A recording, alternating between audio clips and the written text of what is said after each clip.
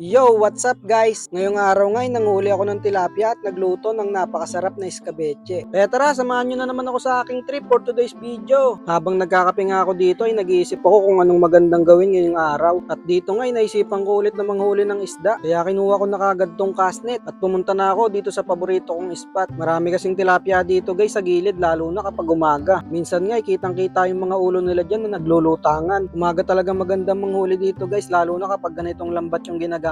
Nasa tabi lang kasi talaga sila. Kapag patirik na yung araw halos wala ka nang mahuli dito kasi gumigitna na yung mga isda. At dito nga inayos ko na tong lambat para makapaghagis na. At sana may mahuli ulit tayo na native.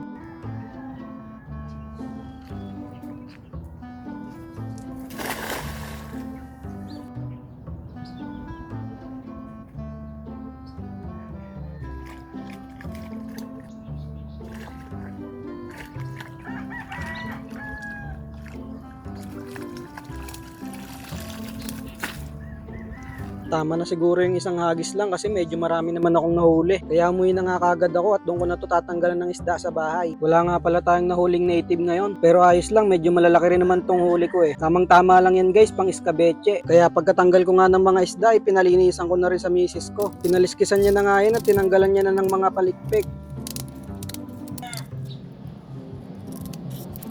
At habang naglilinis siya, bibili muna ako ng mga rekado na gagamitin natin. Kaya pumunta na kagad ako dito sa Talipapa na malapit lang sa amin. At shoutout nga pala guys sa nakasabay kong bumili dito kanina. Shoutout sa'yo Ronald Putian. Condolence pre, condolence sa pamilya mo. May mga bagay talaga guys na hindi natin inaasahang mangyari. Pero kahit ganun guys, kailangan pa rin natin lumaban at magpakatatag. Bahala na si Lord na gumabay sa atin sa araw-araw. At balik na nga tayo dito sa ginagawa natin. Habang nagpiprito nga ako, binalatan ko muna tong carrots at tinanggalan ko na ng mga buto yung bell pepper. Binalatan ko na nga rin tong sibuyas at pinitpit ko na rin tong mga bawang. Ngayon ko lang talaga lulutuin to guys. Hindi ko kasi talaga alam guys kung paano magluto ng escabeche. Kakapanood ko talaga sa YouTube to guys eh. Pero okay lang yun guys. Alam ko naman yung lasa nun eh. Basta tsambahan na lang to, bahala na. At dito nga paluto na tong mga piniprito ko. Kaya naganda na ako para magisa. Inuna ko na nga gisahin tong luya. Pagkatapos isinunod ko na rin tong sibuyas at bawang. Minekos-mekos ko nga lang yan guys at isunod na rin natin tong carrots. Lulutuin ko nga lang pala ng bagya yan. Mas gusto ko kasi sa carrots guys, yung medyo malutong-lutong pa siya. Ayoko kasi dyan yung masyadong malambot. Pagkatapos isunod na rin natin tong bell pepper. Imekos-mekos lang ulit natin guys. Tapos isunod na natin tong mixture ng oyster sauce, ketchup, cornstarch. Basta marami akong pinagsama-sama dyan guys. Bahala na silang magtalo-talo dyan. Nilagyan ko na nga rin pala ng pamintang pino yan. Hinalo-halo ko lang ulit tapos isunod na natin tong mga tilapia. Kung nagustuhan nyo nga pala tong video na to guys, huwag nyo kalimutang i-share para mas marami pa pong makapanood sa aking mga video. Paki-like and follow na nga rin po pala ng aking page. Marami pong salamat. At dito sa part na to guys ay luto na siya. Kaya nag-platings na ako dito. Yun no. Thank you na naman po Lord sa blessing ngayong araw. Kaya hanggang dito na lang po muna. Kita-kits ulit sa next video.